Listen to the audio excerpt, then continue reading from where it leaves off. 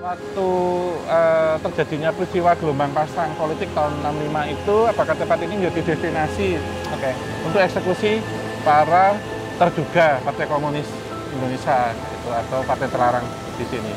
Karena kita ketahui bahwa waktu itu untuk eksekusi atau untuk pembuangan yang diduga anggota dan anggota dari partai terlarang itu di luang-luang sepanjang Gunung Kidul.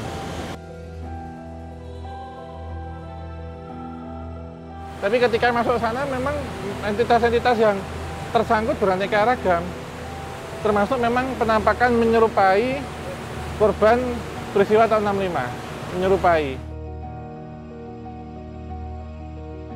Karena kalau saya sampaikan bahwa semua yang terjadi di sini itu peristiwa-peristiwa baik sebenarnya. Kalaupun kemudian ada yang kecelakaan kita sebut ya, itu memang musimnya, dalam arti pas musim penghujan, atau debit air yang sedang naik, atau melakukan hal yang tidak diwenangkan di sini, bisa mengotori kesucian sungai ini, gitu.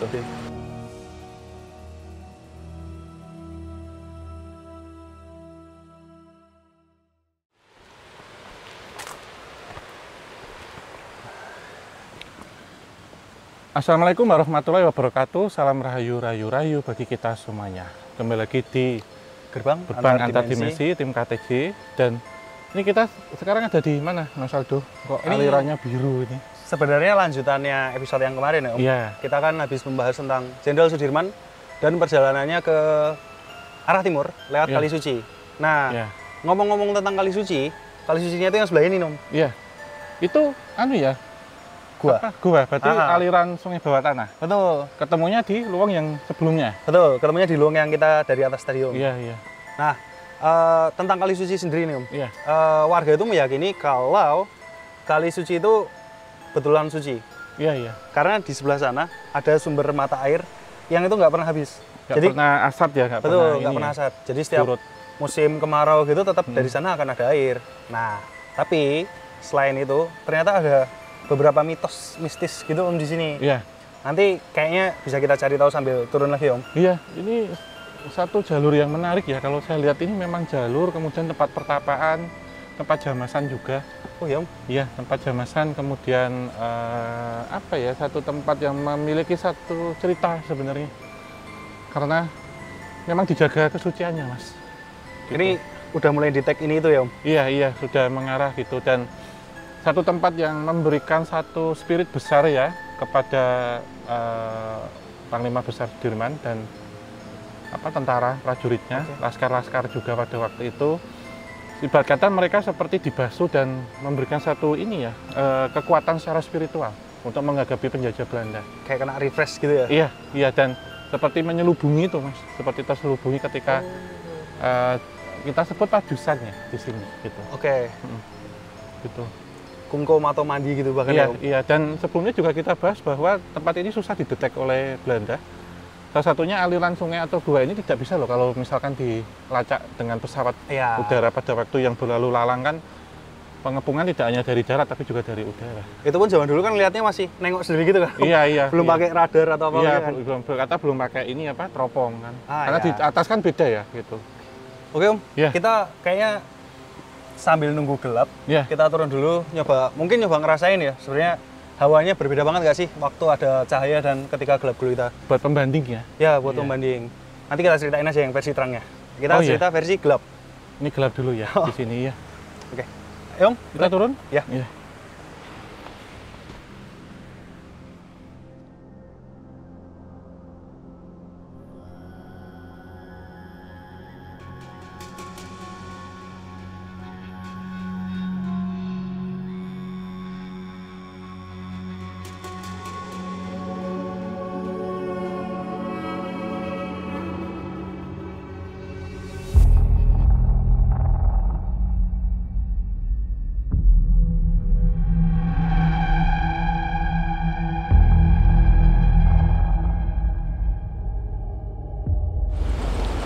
Om, ya, gimana kita udah melewati sore di sini tadi? Iya. Terus sekarang udah malam. Sebelum aku tanya Om Hau nih, aku tuh merasa ada perbedaan. Tadi waktu sore itu adem, Om, jujur adem banget. Iya. Di sekitaran sini itu aku inget kayak orang liburan lah di pinggir kali kan, ada angin-angin gitu. Angin seger ya. sekarang gerah ya Mas ya? Justru merasa gerah ya. Iya. Itu gimana kalau mau sendiri? Iya sebenarnya penjelasannya ilmiah ya Mas. Mungkin perpindahan gelombang panas ini yang pertama, yang kedua memang tidak ada angin. Tentunya tekanan udara ini berhenti di sini. Jadi udara panas tidak bisa terlepas. Yang berikutnya adalah kalau kita lihat secara metafisiknya, gimana memang di awal saya sebut bahwa ini jalur lintas astral ya. Tentunya banyak sekali dipergunakan untuk melintas entitas-entitas. Ini yang ketiga ya. Saya ulang, yang pertama bahwa kita ada di cekungan ini berbentuk seperti mangkuk. Jadi sebenarnya mengirimkan udara panas juga dari atas ke bawah, atau udara panas yang ada di bawah itu terperangkap tidak bisa naik. Tidak bisa naik lagi ya? Iya, itu juga bisa. Jadi kondisinya lebih berbeda dan tidak ada angin itu tadi Mas. Kecuali kalau kita nyebur itu beda cerita. Pasti dingin. Iya, itu beda. Gitu Mas kalau ini. Aku penasaran sih Om. Iya. Kita kan tadi, bahkan di episode kemarin ya, kita banyak membahas tentang kali suci ini sendiri. Iya. Kalau Om Hao kan udah deteksi nih tadi nih. Ya. Menurut deteksi Om Hao di sini tuh banyak residual energi dan memorinya nggak sih Om? Iya, keberadaan dari kali suci ini sendiri kan melintasi banyak ini masa ya. Terjadi ketika dipakai waktu agresi misalkan, dan bahkan ketika ini ya, gelombang pasang politik di pertengahan tahun 1965. Oke. Itu juga dipergunakan untuk itu gitu. Dan juga beberapa peristiwa-peristiwa aktual yang terjadi. Semisal untuk tempat jamasan, untuk membuang sial gitu ya. Oke. Terus apakah pernah juga ada orang yang tenggelam di sini gitu ya. Dan ada juga beberapa yang berusaha untuk menarik pusaka, ada juga yang membuang atau melarung entah penyakit non medis, pusaka ataupun ilmu. Itu banyak Mas ini eliminasinya, dan tentunya ada cerita-cerita rakyat lah, legenda yang ada di sini gitu. Aku sempat ngobrol juga Om. Memang di Kali Suci ini sekarang kan memang difungsikan sebagai tempat wisata ya Om? Iya, untuk betul. Cave Tabing ya. Cave Tabing, betul. Yeah. Nah, ada satu titik di sebelah sana, itu tuh ada gua kecil gitu.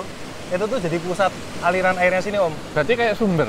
Kayak sumber. Iya, titik kehidupannya ya yang disebut oleh Pak Dirman pada waktu itu kan. Betul. Titik kehidupan itu kan Kali Suci gitu, karena ibarat kata oase di tengah padang pasir kan. Di daerah yang tandus, kars, ditemukan air yang melimpah. Murni. Ya, murni. Ini disebutnya Kali Suci itu.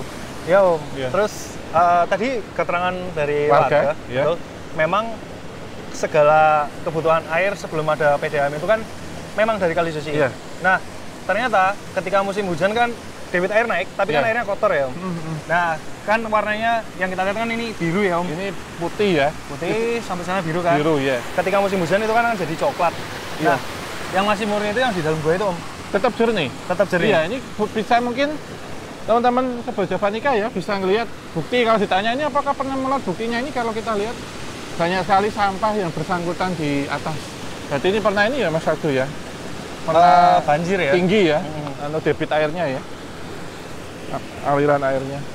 Nah, akhirnya yang di gua itu tadi disebut dengan warga dengan sebutan suci. Jadi kalau ada biasanya orang tua simbah dawuh gitu kan, ambil air bukan ning kali tapi ning sucine. Jadi langsung ke sana. Jadi sumbernya ya. Kalau sucinya di sumbernya, ini sungainya pengantarnya gitu. Kayak gitu. Iya. Ini sejauh ini Om Hao udah ada yang kayak mau belum sih Om? Iya. Mungkin ada cerita yang ingin disampaikan. Iya, atau Om Hao udah melihat apa aja? Sebenarnya di daerah ini sebagai pembuka dulu Mas. Nanti akan kita telusuri ya sungai ini sampai ke mulut gua. Tapi kita buka dari sini dulu. Sebenarnya kita sebut ini seperti gerbang antar dimensi. Iya, yang ini sebenarnya menghubungkan dengan banyak hal. Bahwa ini dulunya ya Mas, ketika itu bahwa ini sebenarnya tertutup semua Mas, atas ini. Jadi kita ada di dalam sungai bawah tanah. Oh. Ya, karena ini mengalami erosi atau aluran deras di dalam tanah. Karena ini kan kars ya, atau sudah pernah terjadi gempa tektonik gitu. Jadi ini asumsi saya ya. Jadi saya bukan ahli geologi, tapi saya melihat susunan batuan ini itu mungkin kita masih diatapi pada waktu itu. Kemudian ini roboh. kita melihat beberapa batu-batuan ini, Mas. Yang ada di kalinya ini. Iya, sempat mengalami satu kerobohan gitu ya, runtuh dari struktur bebatuannya itu. Nah, bisa dibayangkan bahwa aliran sungai ini kan nanti menyatu, misalkan dengan Kali Oyo, Sungai Oyo. Kali Oyo kemudian bertemu dengan Sungai Opak. Jadilah di daerah Pundong Bantul itu sampai muaranya di pantai selatan. Nah, itu tentu menjadi jalur transportasi metafisik juga, Mas. Itu, dan di sini adalah aliran terusnya dan gerbang antar dimensinya.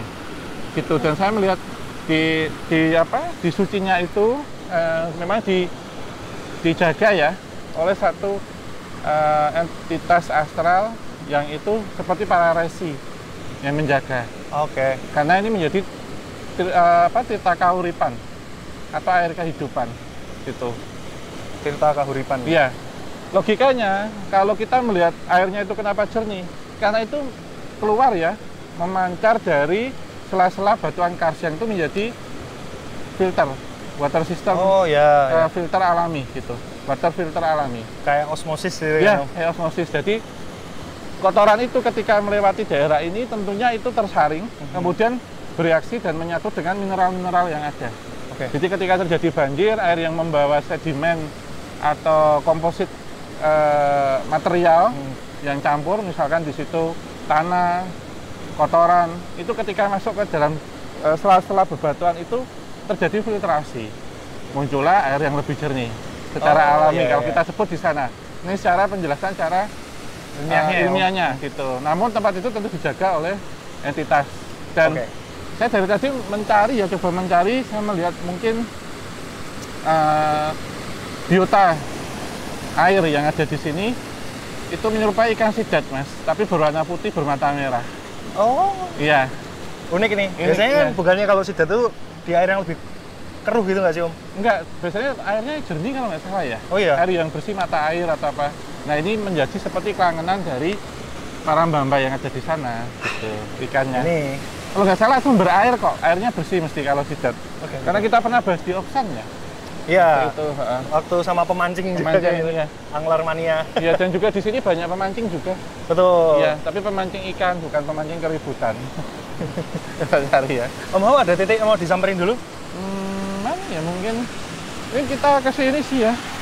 Tapi nggak perlu sih Mas, ini aja karena nanti coba kita akan jalan ke sana ya. Karena saya apakah masih menjadi mitos ya atau cerita rakyat bahwa waktu terjadinya peristiwa gelombang pasang politik tahun 65 itu apakah tempat ini menjadi destinasi untuk eksekusi para terduga Partai Komunis Indonesia itu atau partai terlarang di sini. Karena kita ketahui bahwa waktu itu untuk eksekusi atau untuk pembuangan yang diduga anggota dan anggota dari partai terlarang itu di luang-luang sepanjang Gunung Kidul. Banyak tempat yang bahkan mungkin nggak bisa kita petakan ya sebenarnya, Om. Iya. Mungkin kita bisa coba ke sana lebih dekat ke aliran air yang sebelah sana. Iya. Dan aku pengen nyampein beberapa mitos yang ada di sini sih, Om. Oke. Iya. Iya.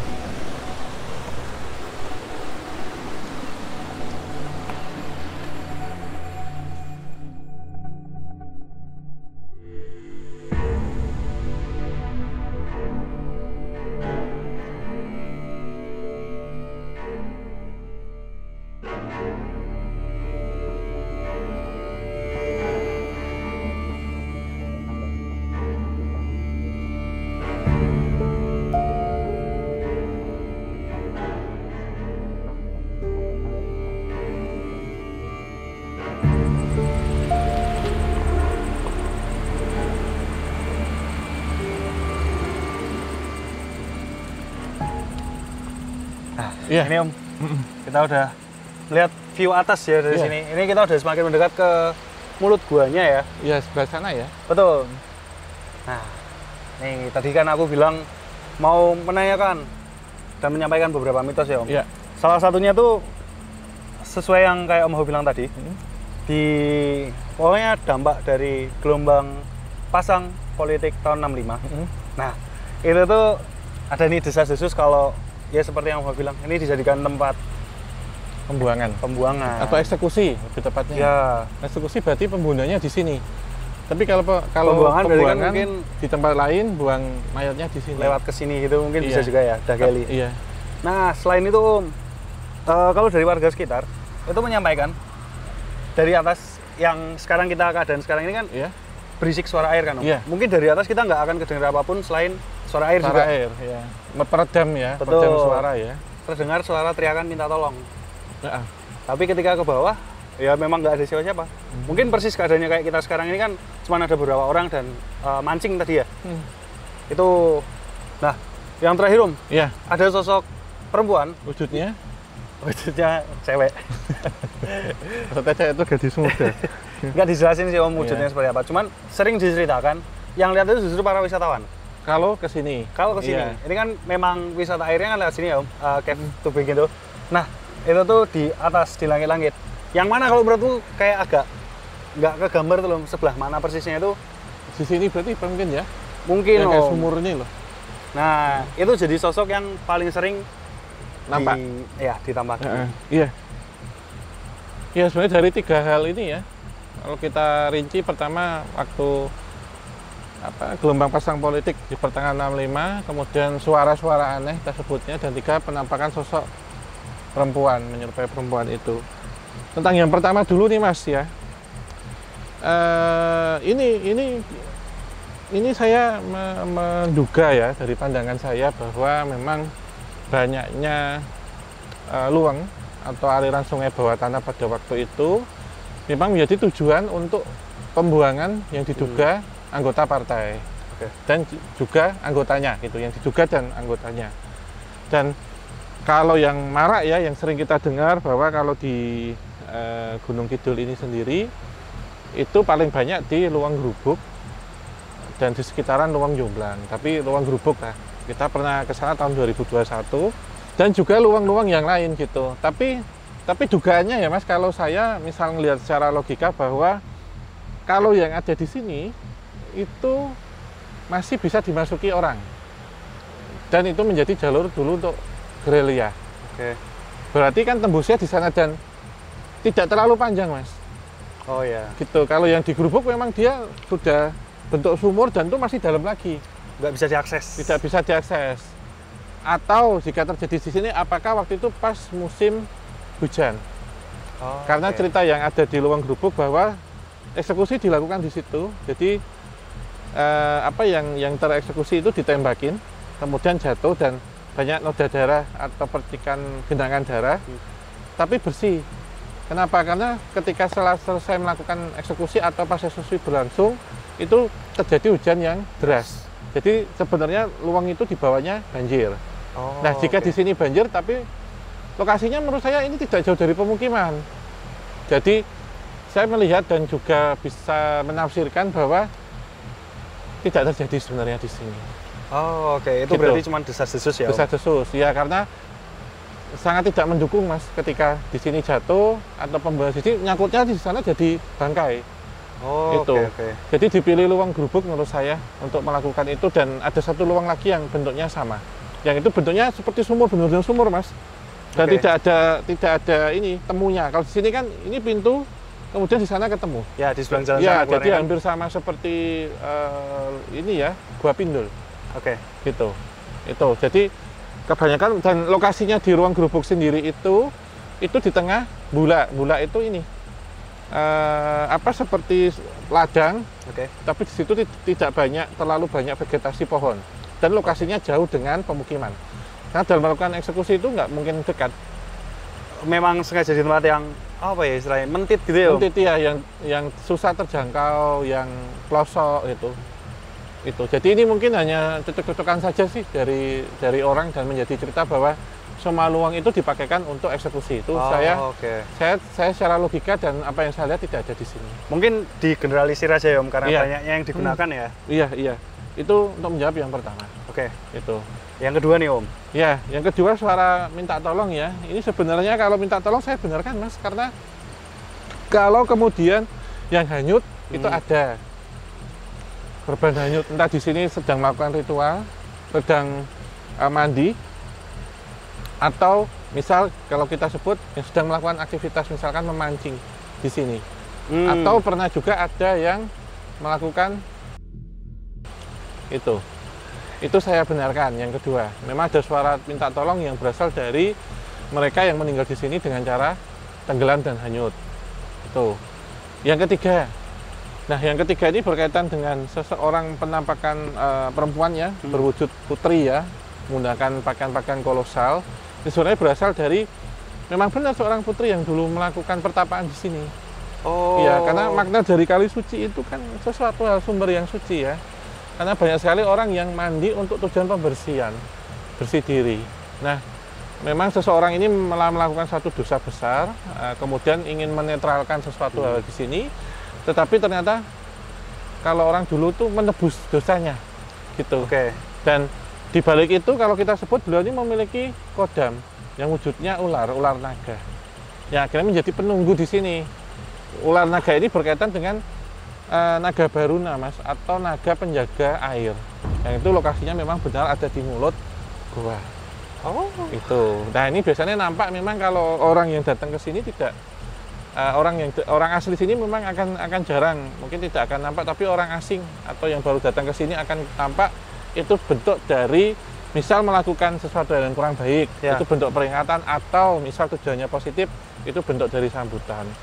Nah, kalau kita sebut di sini memang ada naga air, naga baruna, bukan perwujudan tapi kodam dari seorang putri itu tadi ya, yang kadang menyamar menjadi beliau tuannya, jadi bukan sosoknya itu.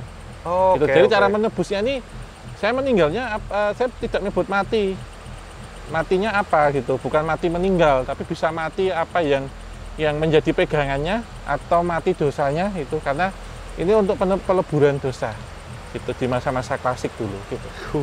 Itu nomor 3 saya jawab gitu. Ini menurutku malah jadi anu sih Om, kayak mungkin seperti biasanya kita bahas, suatu tempat itu seperti mengamini apa yang dikatakan buat tempat itu kan Om. Iya. Di sini kan banyak peristiwa tuh Om. Tadi Om menyebut ada sosok putri dengan kodamnya yang ikut menjaga. Iya. Lalu ada korban, di sana ada resi juga. Iya. Ini terus gimana sih Om? Apakah nggak bentrok tuh energi-energi positif dan negatifnya? Untuk itu sebenarnya tidak ya Mas, karena kalau saya sampaikan bahwa semua yang terjadi di sini itu peristiwa-peristiwa baik sebenarnya.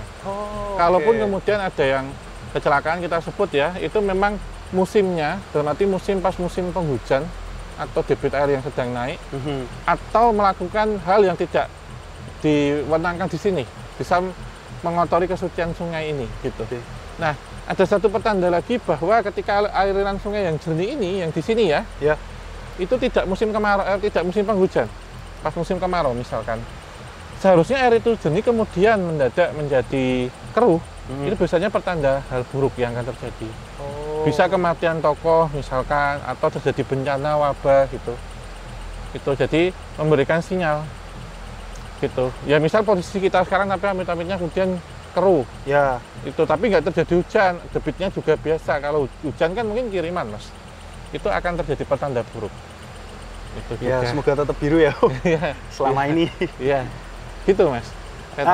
Om, mengingat obrolan dengan Pak warga sekitar tadi, itu menceritakan sebenarnya, karena ini kan tempat wisata ya Om, beberapa wisatawan itu cukup sering kesurupan. Iya. Tapi di garis finish Om. Di garis finish berarti di luar. Nah, jadi kan harus masuk sini dulu, keluarnya yang sebelah sana. Jadi biasanya posisinya itu ketika wisatawannya mau naik, mau beres-beres lah, mau pulang gitu, itu ambruk kesurupan. Kalau pas kesurupan itu dialog atau suara yang dikeluarkan apa kebanyakan?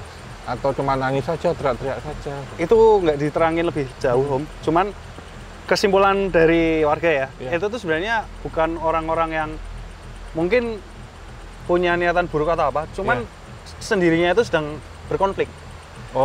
Atau mungkin takut ketika, kan ini cukup memacu adrenalin ya Om. Nah, orang udah ketakutan, nggak yakin, nggak ajak, tetap dibablas ke akhirnya kesurupan. Iya. Sebenarnya itu bisa saya jelaskan memang secara psikologi atau juga gangguan-gangguan mental dan mungkin melanggar sesuatu hal. Atau melewati batas Mas, karena di dalam itu ada kerajaan gaib memang. Wah, berarti beneran pintu masuk dong? Pintu masuk. Aduh. Iya. Beda ya dengan sana gerbang dimensi dengan pintu gaib kerajaan itu beda. Betul. Tapi memang ada gangguan-gangguan secara mental juga bisa, rasa takut, cemas, ketakutan yang berlebih, mungkin itu juga bisa berpengaruh. Atau kecapean juga bisa, Mas. Oke. Sedang menstruasi juga berpengaruh ketika kesini. Oh ya kan sering ada himbauan gitu ya Om di tempat wisata. Itu juga, iya. Oke Om. Iya. Aku mau tanya pendapat Om Hao. Iya. Misalkan kita sedikit turun terus aku penasaran pengen megang airnya sih Om. Iya.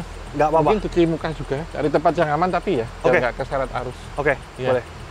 Bisa jalan sana aja kita Om. Iya. Oke.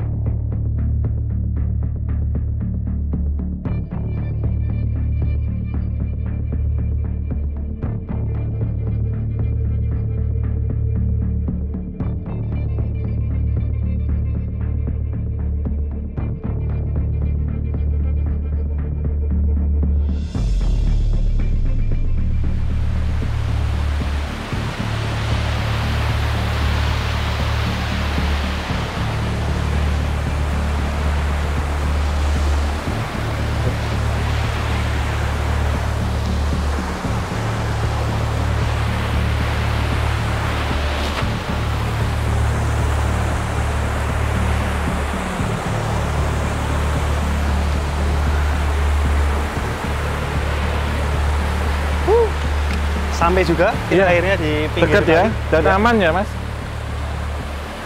Tapi itu bentukan karsnya itu Mas, kelihatan. Oh kapurnya ya, bentukan kapur. Kalsiumnya. Gimana Om? Apakah merasakan sesuatu yang berbeda di sini? Iya. Saya justru ketika sampai sini ini ya Mas ya, mengagumi strukturnya ya. Struktur batuannya ya ternyata. Dan, alami ya soalnya. Dan ketika masuk ke dalam mungkin juga kita bisa nemuin atau melihat ini ya, stalaktit dan stalagmit. Oke. Ini mungkin kita ngerasain kesegaran airnya sih Mas. Kita ambil dulu. Boleh diambil nih Om? Iya, nggak apa-apa.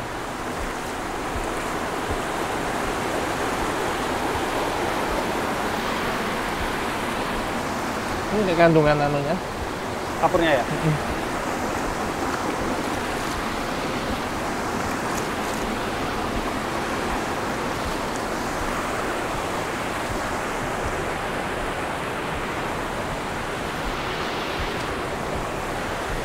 Ini sebenarnya merasakan satu energi ya Mas ya. Ini bisa kita bayangkan ya, ketika tempat ini menjadi tujuan orang yang melakukan ritual topo kungkum. Oh. Iya, karena memang sejak lama orang menggunakan atau memanfaatkan kali suci ini untuk ritual topo kungkum. Jadi untuk melepas energi negatif, menyerap energi positif. Gitu. Dan digunakan oleh pertapa-pertapa pada waktu itu. Gitu. Ini sekilas aku rasain airnya, aku kira akan dingin ya. Ternyata nggak sedingin itu. Cuman kalau dibilang seger, seger. Iya, iya. Dapat gambaran apa lagi, Om Hao? Banyak orang yang melakukan ritual sih Mas. Saya juga melihat beberapa orang yang melarung ya. Di sini selain melarung pusaka juga melarung itu tadi, pegangan misal. Korin, kodam itu ya. Kemudian mungkin mereka yang terkena penyakit-penyakit non-medis seperti santet, teluh, guna-guna, pelet itu juga dilunturkannya di sini. Wah, berarti istilahnya mandi ya? Mandi, iya. Dan saya melihat juga beberapa entitas-entitas negatif yang terperangkap di dalam itu.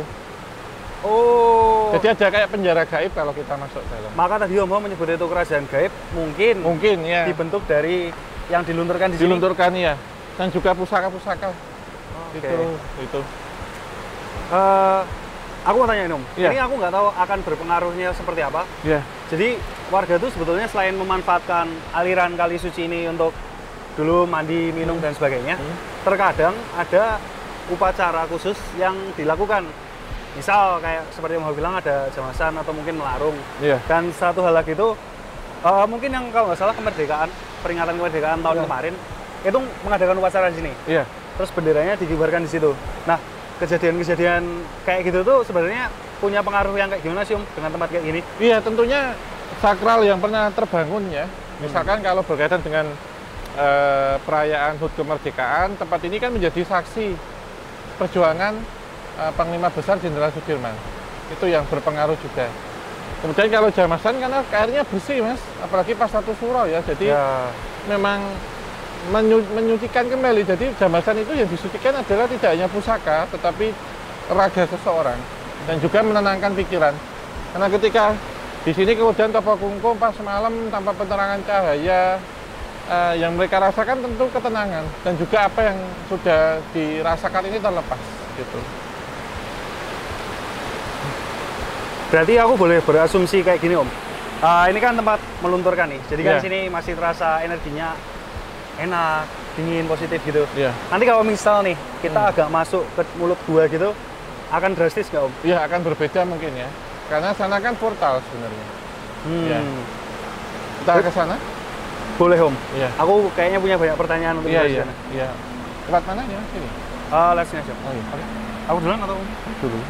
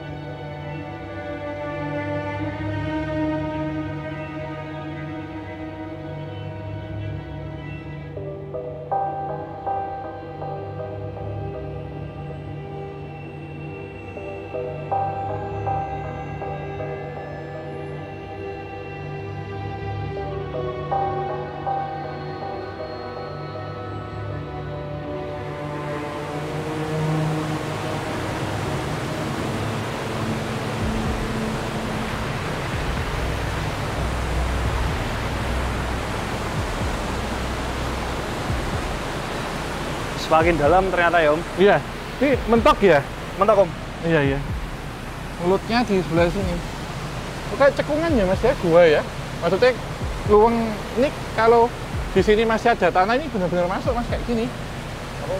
Oh ya, sama persis saya ini ya? Kayak gini, vertikal kan? Dan benar yang dirasakan adalah panas. Panas, iya. Logikanya sama ya, menurut saya ini cekungan yang pertama, yang kedua ada pelepasan energi panas dari aliran air, karena air ini kan mengalir kan membawa energi mas, energi bukan astral ya maksudnya ya, energi secara kinematis. Oh gitu. Kinetik ya? Kinetiknya ya. Yang semakin kuat itu kan bisa menggerakkan turbin untuk nanti menjadi sumber daya air. Ya. Aku jadi kepikiran tadi Om Ho kan bilang kalau di luar tadi itu sempat melunturkan dosa terus penyakit dan lain-lain. Di sini tuh jadinya rasanya kayak apakah ini isinya dosa orang-orang, isinya penderitaan orang-orang. Terus gimana Om? Iya, ini juga portal dimensinya itu vertikal mas, naik ternyata. Kalau ke sana pintu beda loh ya. Beda, membedakan. Itu jadi gimana dong Om? Iya, jadi ini sebenarnya kalau kita lihat di situ, itu menyerupakan satu mangkok ya, itu turun ke bawah mas. Gerbangnya itu turun ke bawah. Gitu. Kerajaan yang saya maksud. Tapi ketika masuk sana memang entitas-entitas yang tersangkut beraneka ragam. Termasuk memang penampakan menyerupai korban peristiwa tahun 65. Menyerupai. Itu sumbernya dari yang pintu? Dari yang pintu, dari yang dalam. Kalau yang kerajaan kan gerbangnya vertikal. Iya, di bawah mas. Di bawah. Iya. Itu isinya kayak gimana Om? Iya, jadi saya melihat satu kerajaan ini ya kolosal ya, di mana di situ memang kepala ular naganya ini menghubungkan mas. Jadi kalau kita lihat pintu masuk ke guanya itu seperti lubang sarang ular. Jadi kadang misalkan ini lubangnya, ularnya itu nampak gini. Gitu. Ular naga Baruna. Naga penjaga air. Iya. Jadi sebenarnya yang dikesankan dari tempat ini tetap energi positif ya Om? 99% positif. Hanya 1% yang itu berasal dari apa yang negatif dilepas. Jadi ketika energi negatif yang dilepas itu berasal dari pembersihan dan penyucian, namanya penyucian kan lebur, Mas. Jadi ketika masuk ke dalam pusaran ini hilang. Oh, gitu. Oke. Hanya orang yang mengalami kejadian-kejadian ganjil atau orang yang mengalami penampakan atau dirasuki atau apa, mungkin tidak ada niat baik, niatnya negatif. Niat negatif ini misalkan tidak hanya berkata kotor ya atau mengotori. Pencemaran kesucian itu bisa berarti mereka merusak tatanan. Tatanan yang dimaksud bisa menarik pusaka, itu juga bisa. Gitu. Tapi kalau niatnya ke sini ingin bersih-bersih, walaupun orang itu ada energi negatif dalam tubuhnya, insya Allah akan luntur. Itu yang membedakan. Salah tangkapnya situ, Om. Kupikir setelah Om Hao menjelaskan tadi di luar itu kan tempat melunturkan. Residunya yang kita sebut negatif itu, kupikir memang diendapkan di sini. Tapi di sini pun ternyata lebur lagi. Lebur. Oke. Karena memang airnya sendiri namanya air suci, Mas, menyucikan. Jadi ibarat kata air apa ini ya, penangkal racun atau penawar racun dimasukin racun. Racunnya kan jadi tawar. Gitu reaksinya. Masuk kalau ini mau masuk. Itu maksudnya. Jadi larutan kita sebut ini larutan penawar racun nih. Racun itu kita teteskan sebanyak mungkin. Tapi airnya kan airnya ini ya, Mas ya. Dia diam. Kalau airnya mengalir dan itu penawar semua, ketika ditetesin racun hilang karena kalah dengan volume yang lebih banyak. Berarti, Om, aku tadi sempat khawatir juga karena Om Hao menyinggung ini tempat melunturkan hal-hal negatif gitu kan. Berarti wisatawan kan kalau masuk sana kayak masuk rumah hantu dong jadinya. Sebenarnya tergantung persepsi, Mas. Ada yang menikmati, misalkan kita lihat di dalam banyak stalaktit, stalagmit loh.